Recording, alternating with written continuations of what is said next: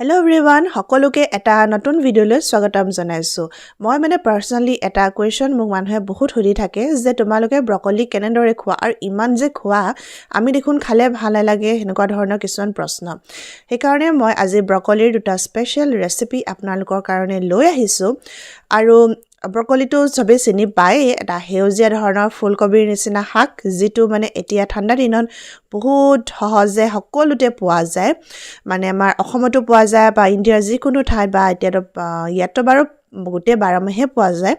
আৰু সেয়ে আজি মই ব্ৰকলিৰ দুটা স্পেচিয়েল ৰেচিপি আপোনালোকৰ কাৰণে লৈ আহিছোঁ আৰু আহকচোন তেন্তে ৰেচিপিকেইটা চাওঁ আৰু প্ৰথম ৰেচিপিটোৰ কাৰণে এয়া মই ব্ৰকলিখিনি 2 মিনিট গৰম পানীত অলপমান নিমখ দি তিয়াই দিলোঁ আৰু ইয়াৰ কাৰণটো এইটোৱে হৈছে যে ব্ৰকলিখিনিত ব্লাঞ্চ হৈ যাব আধা সিজি যাব আৰু তাৰ পাছতে যিখিনি ব্ৰকলিৰ মাজত ধৰক কিবা কেতিয়াবা লেতেৰা থাকিলেও সেইবোৰ সকলোখিনি ওলাই যাব আৰু তাৰ পাছতে মই ইয়াতে ল'লোঁ 1 কাপ দৈ আৰু তাতে মই দিম এতিয়া অলপমান হালধি তাৰপাছত অলপমান গৰম মছলা আৰু জোখমতে অলপমান নিমখ আৰু তাৰপিছত ধুনীয়াকৈ সকলোখিনি মিক্স কৰি ল'ম তাৰ পাছতে মই যে ব্লাঞ্চ কৰি ৰাখিছিলোঁ যিখিনি মোৰ ব্ৰকলি সেই ব্ৰকলিখিনি এই দৈৰ যিটো মিশ্ৰণ আছিলে সেই মিশ্ৰণটো ধুনীয়াকৈ মেৰিনেট কৰি থৈ দিম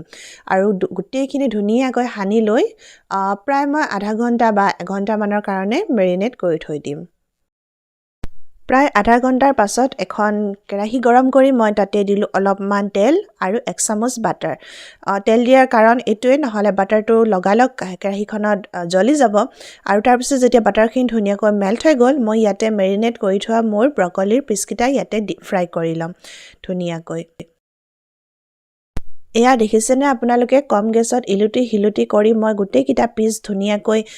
ফ্ৰাই কৰি ল'লোঁ যিটো এইখিনি অলৰেডি আধা সিজা হয়েই সেইকাৰণে বহুত বেছি ফ্ৰাই কৰিব নালাগে দুইটা ছাইডত মাত্ৰ অলপমান ৰং ধৰাৰ পাছতে মই গোটেই পিচকেইটা উলিয়াই ল'ম আকৌ সেই একেখন কেৰাহীতে অলপমান তেল দিলোঁ আৰু তাৰপিছত তাতে মই জিৰা কেইটামান ফুটাই ল'ম আৰু জিৰা কেইটাৰ পাছতে মই ইয়াতে এটা ডাঙৰ সাইজৰ পিঁয়াজ ধুনীয়াকৈ মিহিকৈ কাটি লৈ ইয়াতে দি দিম আৰু ধুনীয়াকৈ একদম ৰঙা হোৱালৈকে ভাজি ল'ম এয়া দেখিছে আমাৰ পিঁয়াজখিনি ধুনীয়াকৈ একদম ৰঙা হৈ ভাজ খাই গ'ল আৰু ট্ৰান্সপাৰেণ্ট হৈ গ'ল ইয়াতে মই মিডিয়াম সাইজৰ দুটা বিলাহী লৈছোঁ আৰু সেইখিনিও সৰুকৈ কাটি লৈছোঁ তেতিয়া যাতে সিজিবলৈ সহজ হয় আৰু যিটো মই অলপ গ্ৰেভি টাইপ বনাবলৈ বিচাৰি আছোঁ সেইটো ধুনীয়া হৈ উঠে আৰু তাৰ পাছতে ইয়াতে মই এতিয়া দিম জোখমতে নিমখ হালধি আৰু আপোনালোকে যি মছলা ব্যৱহাৰ কৰিব বিচাৰে ইয়াতে কৰিব পাৰে সকলোখিনি ধুনীয়াকৈ মিক্স কৰি ঢাকনখন মাৰি কম গেছত আমি মছলাটো ৰেডি হ'বলৈ এৰি দিম আৰু অলপ পাছত দেখিছে এয়া আমাৰ বিলাহীখিনিয়ে প্ৰায় পানীটো এৰি দিবলৈ আৰম্ভ কৰিছে ইয়াতে মই সকলোখিনি মিক্স কৰি দিম আৰু সেই যে আমি ব্ৰকলিখিনি মেৰিনেট কৰিছিলোঁ দৈখিনি আৰু তাত যিখিনি মছলা আছিলে সেইখিনিতে মই প্ৰায় 2 চামুচমান পানী মিক্স কৰিম আৰু এটা লিকুইড ৰেডি কৰি এই গোটেইখিনি বিলাহীখিনিতে দি দিম আৰু তাৰপিছতে আকৌ গেছটো কম কৰি ধুনীয়াকৈ বিলাহীখিনি গ্ৰেভিটো ৰেডি হ'বলৈ এৰি দিম আৰু অলপ সময়ৰ পাছতে কিমান সময় লাগিব সেইটো আপোনালোকে নিজে ডিচাইড কৰি ল'ব আৰু তাৰপিছত যেতিয়া দেখিছে যে আমাৰ ধুনীয়াকৈ বিলাহী গ্ৰেভিটো ৰেডি হৈ গৈছে আৰু তাৰপিছতে মই ইয়াতে আমি আগতে ফ্ৰাই কৰি ৰখা ব্ৰকলি পিচকেইটা দি দিম ধুনীয়াকৈ সকলোফালে মিক্স কৰি দিম ধুনীয়াকৈ কোট কৰি দিম ব্ৰকলি পিচকেইটা আৰু কম গেছতে আকৌ ঢাকি মই 2 মিনিটমানৰ কাৰণে সিজিবলৈ এৰি দিম আৰু 2 মিনিটমানৰ পাছতে আমাৰ এখন ধুনীয়া ব্ৰকলিৰ ভাজি চব্জি যি বুলি কয় আপোনালোকে ৰেডি হৈ গ'ল আপোনালোকে ভাত বা ৰুটিৰ লগত ইয়াকে পৰিৱেশন কৰিব পাৰে আৰু দ্বিতীয় ৰেচিপিটো হৈছে এয়া ব্ৰকলি উইণ্টাৰ স্পেচিয়েল যিবোৰ ভেজিছ থাকে সেই সকলোখিনিৰ লগত পনীৰৰ এটা ষ্টাৰ ফ্ৰাইড বিৰাট বেছি টেষ্টি হয় চাইনিজ ষ্টাইলৰ হয় তেন্তে আহকচোন বনাবলৈ আৰম্ভ কৰোঁ প্ৰথমতে মই কি কৰিলোঁ পনীৰৰ পিচকেইটা মই এটা ট্ৰাইংগল শ্বেপত কাটিছোঁ যাতে দেখিবলৈ ধুনীয়া হয় বুলি কাটিলোঁ আৰু তাৰপিছতে গৰম তেলতে কম তেলত অকল নিমখৰ সৈতে মই গোটেইখিনি দুইটা ছাইডে অকণমান ৰঙচুৱা হোৱাকৈ ভাজি ল'ম বহুত বেছি ফ্ৰাই নকৰিব আপোনালোকে কাৰণ বহুত বেছি ফ্ৰাই কৰিলে পনীৰটো ৰাবাৰী হৈ যাব খাবলৈ তেতিয়া ভাল নালাগিব দুইটা ছাইডে বাছ হালকাছা 2 মিনিটমান ফ্ৰাই কৰি ল'ম আৰু তাৰপিছত এয়া দেখিছে অলপ মাত্ৰ মোৰ ৰঙচুৱা ভাব এটা আহিছে আৰু এতিয়া মই পনীৰখিনি ইয়াৰ পৰা উলিয়াই ল'ম পনীৰ ভাজাৰ পিছত যি অকণমান তেল বাকী থাকিছিলে মই 1 চামুচমানহে তেল চাগে ব্যৱহাৰ কৰিছিলোঁ আৰু সেই তেলতে মই কি কৰিলোঁ এতিয়া ব্ৰকলি কেপচিকাম এই গোটেইখিনি ইয়াতে দিলোঁ আৰু অকল ইয়াৰ মানে পানীটো ড্ৰাই হোৱালৈকে মই গোটেইখিনি ভাজি ল'লোঁ ইয়াতে আৰু তাৰপিছত সেইখিনিও ইয়াতে উলিয়াই ল'ম তাৰ পাছতে মই এই কেৰাহীখনত আকৌ অলপমান তেল গৰম কৰিলোঁ তাতে দিলোঁ ৰচুন চাইনিজ খানাত ৰচুনৰ ব্যৱহাৰটো বহুত বেছি হয় আৰু যিটো ফ্ৰাই হৈ যোৱাৰ পিছত ৰচুনৰ গোন্ধ সেইটো মোৰ মানে পাৰ্চনেলি বিৰাট বেছি ভাল লাগে আৰু তাৰপিছতে লগতে ইয়াতে দিলোঁ মই এটা পিঁয়াজ সৰুকৈ কটা সকলোখিনি ইয়াতে দিলোঁ আৰু এইখিনি একদম মানে ৰঙচুৱাকৈ ফ্ৰাই নকৰোঁ মই অলপমান মাত্ৰ ফ্ৰাই কৰিম পিঁয়াজখিনি ভজা হৈ যোৱাৰ পাছতে মই ইয়াতে দিম কাটি থোৱা এটা সৰু চাইজৰ বিলাহী আৰু দিম নিমখ মই আজি ইয়াত হালধিৰ ব্যৱহাৰ নকৰোঁ যিহেতু চাইনিজ ষ্টাইলত বনাইছোঁ নিমখটো দিলোঁ তাৰপিছতে ধুনীয়াকৈ মিক্স কৰিম আৰু ঢাকনখন মাৰি বিলাহীখিনি অলপমান গলি যোৱালৈকে এৰি দিম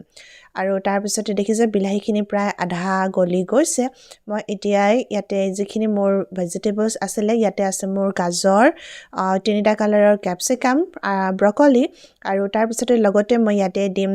যিখিনি আগতে ফ্ৰাই কৰি ৰাখিছিলোঁ পনীৰখিনি আৰু লগতে আছিলে মোৰ স্প্ৰিং অনিয়ন সেই গোটেইখিনি ইয়াতে মই দি দিলোঁ আৰু আপোনালোকে ইয়াতে ইচ্ছা কৰিলে কৰ্ণ দিব পাৰে কাৰণ এতিয়া উইণ্টাৰ ছিজনত বেবী কৰ্ণ ওলাই মাৰ্কেটত সেইকাৰণে ভাল হয় ইউজ কৰিবৰ কাৰণে চাইনিজ খানাত আৰু এই গোটেইখিনি বস্তু ইনগ্ৰিডিয়েণ্টখিনি মই ইয়াতে দিলোঁ ধুনীয়াকৈ এতিয়া কৰি দিম লাহে লাহে মিক্স কম গেছতে আৰু তাৰপিছতে ঢাকি থৈ আকৌ মানে প্ৰায় 2-3 মিনিটমানৰ কাৰণে সিজিবলৈ এৰি দিম 3 মিনিটমানৰ পাছত এয়া চাওক আমাৰ ভাজিখিনি এনেকুৱা হৈ গৈছে তাৰপিছত এতিয়া আমি কি কৰিম এটা ইয়াতে সলিউশ্যন ইউজ কৰিম বুলি ক'ব লাগিব ইয়াতে আছে আধা কাপমান পানী 2 চামুচ ডাৰ্ক চয়া চচ আৰু সৰু মানে অকণমান চিকুটমান আছে ইয়াতে তিল আৰু চেনি তাৰপিছত সেই যিখিনি আছিলে সলিউশ্যন সেই গোটেইখিনি ইয়াতে দি দিলোঁ আৰু তাৰপিছত ঢাকনখন মাৰি আকৌ 3 মিনিটমানৰ কাৰণে ধুনীয়াকৈ সিজিবলৈ দিম আৰু সেই সলিউশ্যনটো দিয়াৰ পাছতে ধুনীয়াকৈ মানে ষ্টিম ওলাব আৰু সিজিবলৈ আৰম্ভ কৰিব আৰু তাৰ পাছতে অলপ দেৰি পাছতে এয়া চাওক যিখিনি আমি চয়া চচ দিছিলোঁ গোটেইখিনি ধুনীয়া এটা মানে কালাৰ আনি দিছে গোটেই ভেজিখিনিত আৰু বিৰাট ধুনীয়া হৈছে আমাৰ চব্জিখিনিও প্ৰায় সিজি গৈছে আহক আজিৰ প্লেটখনো চাৰ্ভ কৰি লওঁ আজি আমি অকল প্লেইন ৰাইচৰ লগত খাম আচলতে যিহেতু এতিয়া ঠাণ্ডাৰ দিন আহিছে ঠাণ্ডাৰ দিনত মানে বৰ বেছি একদম দাইল ভাত ভাজি কৰি থাকিবলৈ মনো নাযায় আৰু তেনেকৈ খাবলৈও মানে মন নাযায় এনেকুৱা ধৰণৰ কিবা এটা মানে চটপটা